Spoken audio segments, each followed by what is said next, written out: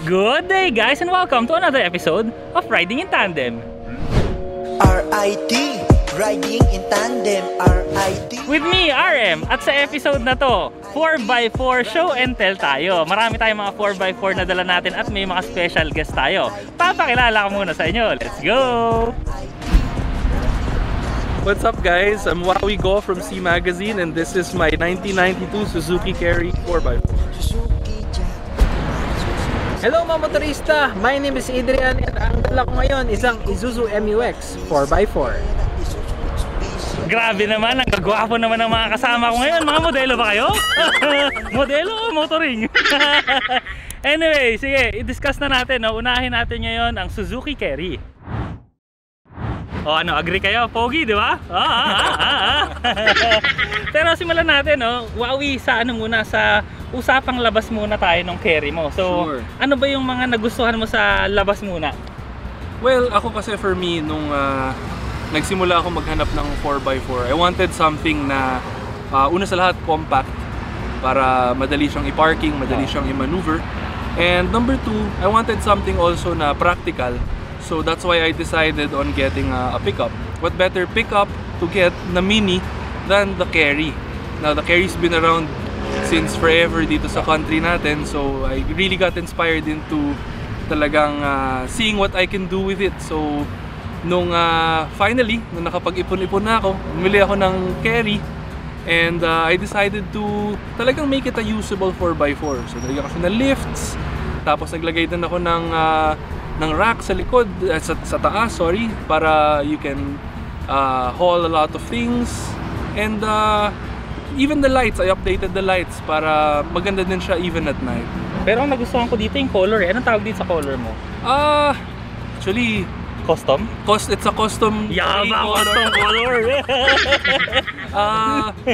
Pero yeah, it's something actually that my girlfriend picked out. She was the one that picked it out. I wanted something that was a little bluish, but then sabi niya sa akin, why don't you try gray? So sakto nung lumabas yung car from the factory or from the builder, sabi ko, maganda nga, it's a really good idea. I didn't go with blue. Gray na lang pala talaga. So, para may idea lang yung mga nanonood, no? Kasi yung mga ipapakita kasi natin ngayon, no? Ito rin yung medyo, sabihin na natin, hindi naman budget, pero mas affordable side ng mga 4x4s yung mga dala natin. Yes. So, itong carry ba, mga around nasaan yung range niya, mga magkano? Well, I started off with yung base model ng carry, which was around 185,000 at the time. Of course, this is a 92, so luma na siya and it's a surplus. Tapos dagdag na lang ako ng dagdag ng parts. I was the one who sourced out the parts personally. Stuff like yung lights, and you'll see in the interior yung radio and yung horn, everything. I was the one that sourced that out. So siguro mga kumulang ko lang mga 250 to 280,000 yung nagastos ko to get to what it is. Okay. So at least may idea na kayo, no? So sa mga naghahanap din ng mga affordable na 4x4s, no, hindi lang ito palang tatlong choice yung meron ha, maraming mga used cars. Pero syempre, hindi na muna natin itatakal yun dahil sobrang dami, di ba? Ang dala naman ni Sir Adrian, no, yung Isuzu MU-X. So ano naman yung gusto mo sa kanya sa labas niya? First of all, very much maraming salamat sa Isuzu Philippines. No? Lend out yan sa kanila, so shout out. Thank you, nag-enjoy ako sa lend out nila. Anyway, yung gusto ko sa MU-X, no, is that yung overall look niya, medyo matulis siya eh. So it's a unique na SUV sa kanyang segment. Kasi usually they're going with the macho theme, no? Ito medyo mas sharp siya. Although hindi lahat, no, yung pabor sa kanyang design, but I think it's the unique one among the segment. Kumbaga para sa akin din, no, parang sexy but sharp, no? Parang sexy but deadly ang design niya, no? Medyo may pagka-carp siya na ano yung isda. Basta nga forma. Anyway, tsaka syempre yung dala natin, yung Isuzu Jimny, syempre gustong-gusto namin yung itsura niya, di ba? Classic na classic, tas two-tone yung dala natin ngayon. Syempre pinalitan din natin yung grills niya sa unahan para mas classic yung itsura. Tapos yung gulong natin na KO2s tayo. Yun naman, basically yun yung setup natin. Tsaka yun nga, yun yung gusto ko sa Jimny, yung itsura niya. Yun talaga yung gusto ko din. O, diba? Yung itsura. Yung itsura. Cute pero rugged. Yeah. Neo retro. Exactly. Oh. Tapos ngayon, pag-usapan naman natin yung mga interior, no? Siyempre, si Sir Wowie may ipagmamayabang muna sa interior niya. Yung tinatanong sa akin, or nagugulat sila parate sa sasakyan ko pag nalalaman nila na may aircon siya. Which it does, meron nga siyang aircon, nagpakabit ako ng aircon. Specifically, sabi ko dun sa builder na, uy, lagyan naman natin ng aircon kasi I want this to also be a car na pwede ko din manihuin on the weekdays, hindi lang weekends. So, nagpalagay ako ng aircon, and also may infotainment system din siya. Uy, na meron? may Bluetooth. Wow! Yes. And CarPlay, meron. wala. Bluetooth. Okay, at least meron Bluetooth. May Bluetooth. So, Modern na functional siya. I've taken it on mga long drives. I've taken it to Clark. So far, yung pinakamalayo kong namaneho with a car. And it's fun. I mean, you can take it long distances and still have fun. Tsaka reliable pa rin, no? Yes. Basta alaga, no? Change oil lang naman yan, eh. Yes. Yung pinaka-gusto ko is meron kang light sa, light bar. Yes, so it's a functional off-roader. Pwede mo talaga siyang gamitin. Yun. Pang off-roading. Ngayon si Sir Adrian, ito lugi tayo kasi napakaraming laman ng Isuzu MU-X eh. Ang daya nito! Pero ano yung pinaka nagustuhan mo naman sa interior ng MU-X? Yung overall look na interior niya, it's modern and straightforward yung design. So, you have CarPlay, you have Android Auto, although hindi siya wireless pero okay lang din, di ba? So, very advanced siya when it comes to tech. And napaka-pogi. At saka ang importante din sa kumparo natin, dahil lugi kami sa kanya, siya lang 7-seater eh. Tayo, ako 2+2 eh. Ikaw? Pwede naman dito sa bed. Ayun, Isang barangay pwede dyan. 2+10. Correct. Isang barangay pwede, tayuan lang. Alam nga, 2+10 tayo pala talo. Tayo. Ayun, so yung ano naman, yung Jimny, so medyo rugged din yung interior niya, no? Wala nga lang akong Android Auto at Apple CarPlay, pero may Bluetooth din naman. Merong cruise control, pero hindi rin siya adaptive.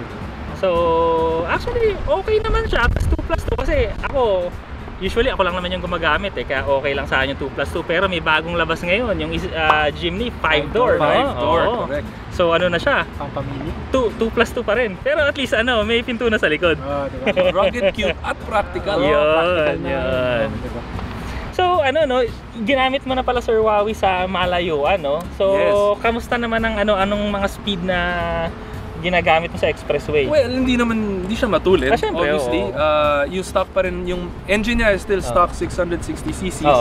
Which again, also nagugulat yung mga tao when they learn na dinadala ko siya sa NLEX. Kasi pwede ba talaga yan? Yes, pwede mo siyang dalhin sa highway. 400cc po ang minimum sa ating mga highway. So for this one, pwede. Siguro ang average speed ko will be about mga 80-85. Which is reasonable naman siya. I mean, hindi ka lang pwede dun sa fast lane, obviously, hindi ka pwede mag-overtake. So nandun lang ako sa gitna. So sa amin naman yung sa Jimny, ang andar ko rin mga 80, 90, kaya niya rin 100, kaya lumampas ng 100, pero kumbaga hindi siya ganun ka-comfortable kasi. So yung Jimny kasi medyo hindi siya made for the highways eh. Pero kaya pa rin naman. Pero lugi na naman tayo dito. Ano na naman? Walang problema kahit 120 mo pa yan. 80 kilometers per hour, talagang parang relax na relax pa yung comfortable. Sobrang kahit matulin talaga siya sa highway pag mga diesel na lalo na ito 3 liter. Walang kahit overtake. Lugi tayo dahil di natin sinama. Dapat pala Suzuki special na lang to eh. Hindi na masali, no? Pero ngayon para malaman din nila yung mas maganda siguro i-test drive din natin kahit pa paano. Sure. Game. Let's O go. tara, let's go.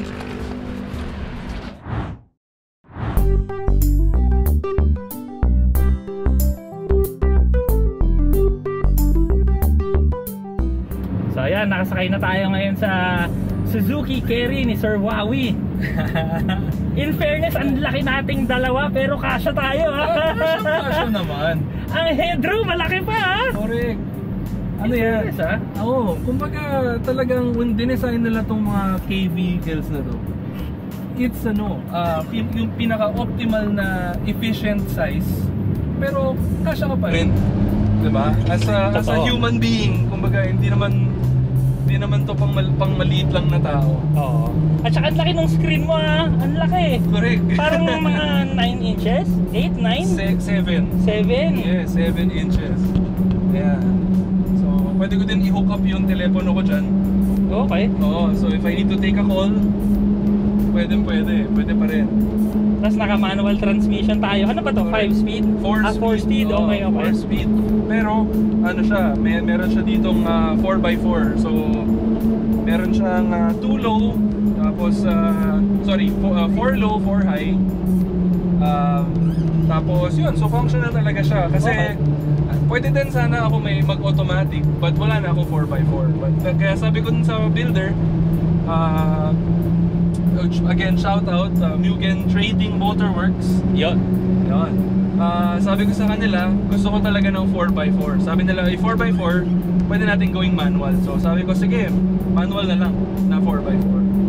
So i-comment nyo naman mga katandem kung gusto nyo namang magano tayo 4x4 talaga, yung 4x4 ring tayo. Yun, diba? oo, pwede. Pag marami nag-comment, game natin? Game daw, game. Oo ba? Hindi, kasi mahilig talaga ako sa maliit na sasakyan. Yung Jetor ice cream, nakukitan din ako. Ito, nakukitan din ako. Diba? Tsaka magugulat ka, diba? Capable pa rin kahit ganito kaliit, diba? Correct. Actually. At saka for its size, yung kanyang torque, talagang very powerful yung torque. Talagang meant siya for hauling mga grains. Kasi sa Japan, itong carry, ginagamit nila to for farms. Oo. Sila yung nagbubuhat ng mga palay or dito nga ginagamit natin to haul mga mineral water or diba? At saka nakaano to sa likod, no? Nakamuili siya sa likod, no? Yes. Okay. Pwede talaga. So ang maximum nung likod niya is 750 kilos. Wow! So 750! yes. Shoot! Konting pagitan lang ng Ranger Raptor! Yes. Diba 770 yata yung Raptor? Yes, ganun. Parang langgam tong kotse na to eh. Kaya niyang magbuhat ng mabibigat na loads. Ang galing. So, talagang tuwan-tuwa ako dito sa sasakyan na to. So yun nga lang, disadvantage natin talaga, no? Dalawa lang talaga uupo. Yes, yun lang. Plus 10 sa likod. Yun. Kung gusto nyo, doon kayo sa likod. Kaya, basta 750 kilos kayo. Yun. Oo. 750, sabihin mo ng 7 persons. Yes. 7. Pwede. So 7, 8, 9-seater to. So 1992, so this car is effectively 32 years old. Wow, ano? Pero and it had, nung binili ko to, it had 83,000 original kilometers. Wow. Pero yung makina niya is still running well. Maganda pa rin yung torque, maganda pa rin yung horsepower. So I really believe na they did a very good job. Kung sino man yung gumamit na to before, kung sinong farmer yung gumamit na to sa Japan, shout out. Galing yung pagka-maintain. At saka yan talaga yun, pagka, syempre, hindi naman ako pero kumbaga subok na talaga pag Japanese brands no? Correct. Pangmatagalan talaga. Pangmatagalan and reliable and efficient. Kumbaga talagang na perfect talaga nila yung pag-engineer ng sasakyan. No?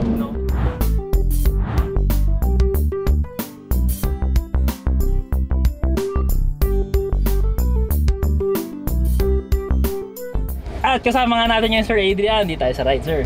Driver lang ako ngayon. Driver. Actually, para maramdaman din ni Sir Adrian. Sa bagay, nakapag-test drive ka na siguro nito dati, Sir Adrian, no? Matagal na. So, ito kasi, yung Jimny, no? Actually, okay na siyang gamitin para sa akin sa mga city. Kahit nga Cavite, Manila, wala akong problema eh. Kamusta, Sir Adrian, sa'yo? Ikaw, okay ba sa'yo?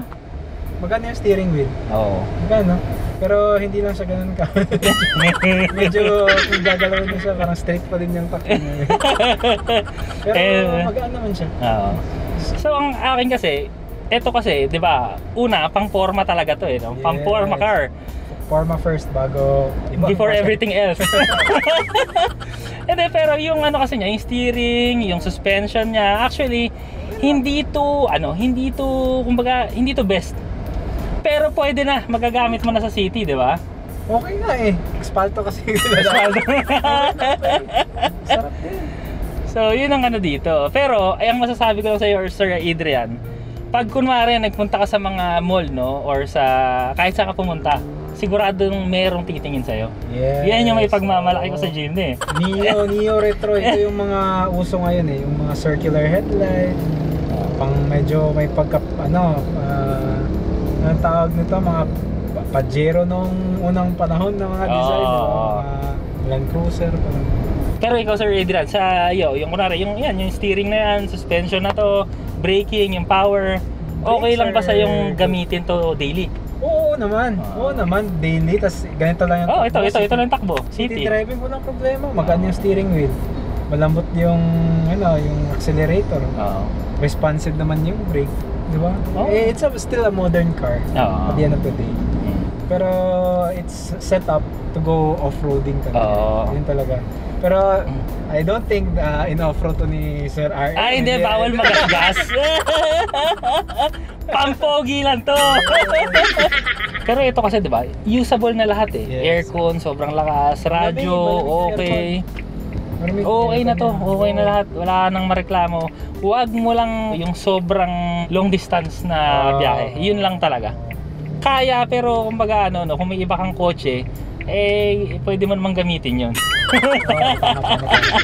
So, kwento ko naman, Sir Adrian, sa Cagayan. Ano ba yung mga sasakyan sa inyo sa Cagayan? Sa Cagayan de Oro, mga kamotorista, yung mga sasakyan dyan, ibang-iba dito. Walang masyadong mga pickup trucks dito sa sa Luzon. Sa inyo talaga amin, pick up? Like every corner meron talagang pickup dyan. So yun yung mga hilig nila doon eh. So kailangan pwedeng sumakay ng 5 adults, tapos pwede mo pang negosyo doon sa likod. Oo nga naman, tama. So mostly yung household doon, merong pickup truck. Hindi mawawala yan sa Mindanao. So mayayaman pala talaga yung mga tao sa Mindanao, no? Kasi Hindi naman lahat. kumbaga dito kasi sa amin, pwedeng may isang kotse pero maliit na. Pero sa kanila hindi pwedeng walang pick up. Marami kasi doon yung mga Farmers, ganun talaga. Mga hasyendero, mga ganyan. negosyante na. Tama naman. So, yun, nagagamit na nila. Hindi tayo Kanyari ka po eh. Sa mga nanonood ngayon, no? Shout out. Tsaka syempre, subscribe kayo sa channel ni Sir Adrian. Follow kayo sa Facebook. Meron din ako doon. So sa YouTube, Motorista Adventures. Sa Facebook, same name. Okay. TikTok, sir? Meron din, Motorista Adventures. Motorista Adventures. Nagsasayaw kayo doon, sir? Hindi naman. Hindi tayo marunong sumemorte. Last but definitely not the least, syempre ito tayo sa Isuzu MU-X na dala ngayon ni Sir Adrian. Yes. Lugi tayo dito kasi 7-seater, napakagandang gamitin. Daya! 2.5 million to, guys. Pero isa rin kasi ito sa mga choices kung gusto mong, sa totoo lang kasi affordable pa rin to kasi magkano LC ngayon, di ba? Yung bagong Fortuner na parang 1.6 na eh. Yung updated na yung power is 224 na. Diba? So, wala talagang ma-compare sa power ng Isuzu na engine. Yes. So far yung engine niya relax. Ito lang ang problema ko talaga pag hindi saan yung kotse. Dandahan lang tayo Pag hindi sanay, lalo na ito sobrang medyo malapad siya eh. Malapad, mahaba. Maraming blind spot. Pero gustong gusto ni Elaine to. Seryoso yun Isuzu MU-X gustong gusto talaga ni Elaine. Ako kasi sa totoo lang gusto ko kasi yung mga mga hindi ladder of frame. Although naiintindihan ko yung charm ng Isuzu kasi Isuzu hindi siya mag-gimmick eh. Straight to the point. Exactly. Talagang down to business eh. Yes. Basta kailangan mo ng durable, diesel, pangmatagalan, reliable. Isipin mo yung 3.0 nila na engine, matagal na tong engine na to. Ilang generation na to, same pa din. In-improve nila. And ramdam mo yung refinement, no? Over the years talaga refined naman na siya. Pero yung power niya is nasa baba talaga yun. Hindi siya more of the upper, like the na Ranger or the yung competition dito. At saka ang kinaganda ngayon, yung Isuzu kasi 'di ba lahat parating engine matibay. Pero ngayon may tech na sila. May ADAS na sila, may Android Auto na sila. 'di ba? Pati aircon. Oo, may low speed follow pa. Aircon, napakalakas. O, di ba? Malamig yung Kamusta ride mo dyan, Sir Wawi, sa likod? Okay naman, komportable. Meron din ako mga USB port dito, and kung gusto ko mag-charge, meron. So, talagang complete May outlet sa likuran. Oo. So kung naghahanap ka talaga ng 4x4, no, pero gusto mo yung magagamit na talaga ng pamilya mo, so ito talaga pwede, di ba? Yung mga ganitong mga 4x4 na, ano ba tawag dito? PPV? PPV. And yung rims nito, R20 na. Wow! Ito yung 20-inch. Guwapo! Kaya mas pumogi siya lalo na sa side. Kasi low profile yung to. So ngayon mga ka-tandem, no, bago tayo sa verdict natin, no, i-remind ko lang kayo kung hindi pa kayo nakasubscribe at naka-follow C Magazine. Sir Wawi, saan nga ba makikita ang C Magazine maliban sa Facebook? Well, you can read about mga reviews namin of cars like these sa cmagazine.com, of course. We also have a YouTube, so please make sure to subscribe. Okay, at saka syempre, Sir Adrian, sabihin mo na lahat ng pwedeng mahanap ka. Like and subscribe Motorista Adventures. Meron tayo sa YouTube, mga motorista, and Facebook din, follow nyo din. And soon enough, baka TikTok din, sasayaw-sayaw na ako doon. Joke lang yan. Nabitawan mo na yan. Oo nga. Alam mo yan, dapat yung ano natin, yung ano tawag dito, yung loyalty natin nasa mga viewers. Yes. So pag sinabi mo sasayaw ka dapat. I-try natin yan. Biglang na gano'n. Biglang binawa eh. No? Anyway, so dito na tayo sa verdict, no? Actually, syempre, ano, no? Tatlong verdict tayo. So, sino mo, Sir Wawi? Mauna ka na siguro.